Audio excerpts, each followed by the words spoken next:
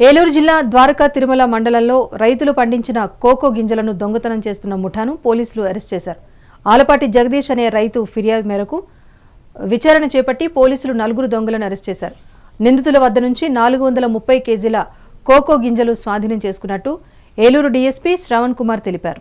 వేంపాడు గ్రామంలో జరిగినటువంటి కోకో గింజల దొంగతనం కేసు పైన ఇందులో మన రైతు జగదీష్ గారు తన పొలంలో కష్టపడి పండించుకున్నటువంటి ఈ గింజల్ని తనకు ఉన్నటువంటి పొలం షెడ్లో పెట్టుకోవడంతో దీన్ని దొంగతనం చేసే నేపథ్యంలో దాచుకునే నేపథ్యంలో కొంతమంది ఒక ముఠాగా ఏర్పడి ఈ కోకో గింజలు దొంగతనం చేయడం ప్రారంభించారు. ఆ క్రమంలో ఈ ఇలా గింజలు పోవటం రిపోర్ట్ ఇవ్వడంతో కేసు కట్టడం జరిగింది. ఈ కేసు కట్టిన దర్యాప్తులో భాగంగా మన ద్వారకా తిరుమల ఎస్ఐ గారు ఈ ముద్దాయిలైనటువంటి గెద్దల నాగరాజు, జొన్నకూటి రాజేషు, ముదునూరు శివశంకర్, కొత్తపల్లి హర్ష వీళ్ళందరినీ కూడా అదుపులోకి తీసుకోవటం, సో కొన్న వ్యక్తిని కూడా ఇందులో ముద్దాయం చేయడం జరిగింది.